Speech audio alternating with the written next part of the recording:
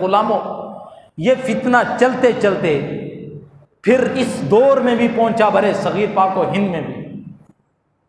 یہاں پر ایک شخص جس کا نام مرزا غلام احمد قادیانی، اس نے سب سے پہلے مجدد ہونے کا دعویٰ کیا۔ کس چیز کا دعویٰ کیا بولیے؟ مجدد ہونے کا دعویٰ کیا۔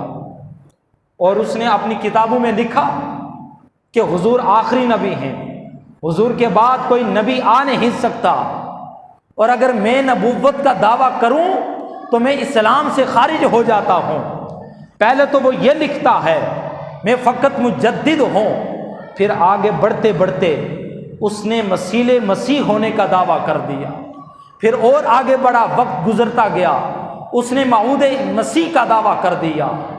جب اس وقت کے علماء نے اس کی تحریروں کو بھی پڑھا، اس کے ان جھوٹے دعووں کو بھی پڑھا، اس کی گرفت کی نا کہ تو لکھتا کیا تھا اور اب کہتا کیا ہے، پھر اس نے یہ کہا دراصل بات یہ ہے میں نبی ہوں، مجھے کوئی الگ شریعت نہیں دی گئی، مجھے کوئی کتاب نہیں دی گئی، میں حضور علیہ الصلوۃ والسلام کی شریعت ہی کو لے کر آگے چلوں گا، میں ذلی نبی ہوں، میں بروزی نبی ہوں۔ اس قسم کے الفاظ اس نے استعمال کیے، ایک عام سادے انسان کو گمراہ کرنے کی کوشش کی۔ بالآخر وہ وقت بھی آیا کہ اس نے اپنے آپ کو نبی ہونے کا بھی دعویٰ کر دیا کہ میں نبی ہوں۔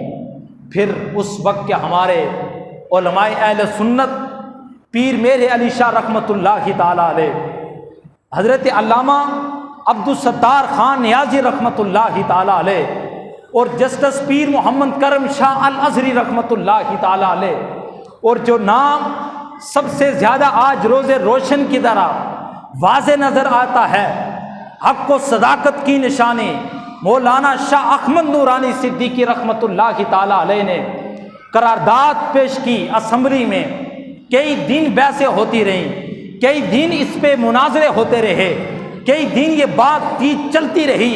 بالآخر 7 ستمبر 1974 کے جو دن تھا وہ عظیم دن تھا کہ جس دن prime minister of Pakistan Zulfiqar Ali Bhutto نے اس قرارداد پہ دستخط کر دیا کہ قادیانی غیر مسلم ہیں، ہم ان کو اقلیت کے حقوق تو دے سکتے ہیں مگر مسلمان نہیں کہہ سکتے۔ تو اب میں ایک بات کر کے بات ختم کر رہا ہوں۔ اس قرارداد میں میرے جو نوجوان بیٹھے ہیں وہ سنیں کیا لکھا تھا۔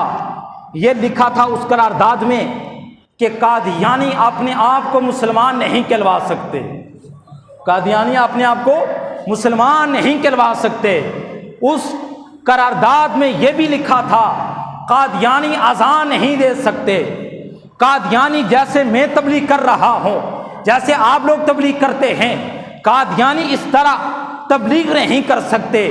یہ تمام شکیں اس قرارداد میں منظور تھیں، مگر وقت گزرتے گزرتے جیسے کسی چیز کو دیمک لگ جاتی ہے، ایسے ہی ان لوگوں نے کوششیں کی، اور آج وہ وقت بھی آیا کہ کبھی وہ کس انداز سے، کبھی کس انداز سے، کبھی کون سا ہیلا تلاش کرتے ہوئے نبی رحمت صلی اللہ تعالیٰ علیہ وآلہ وسلم کی ختم نبوت پہ وہ آ کے ڈاکے ڈالتے ہیں۔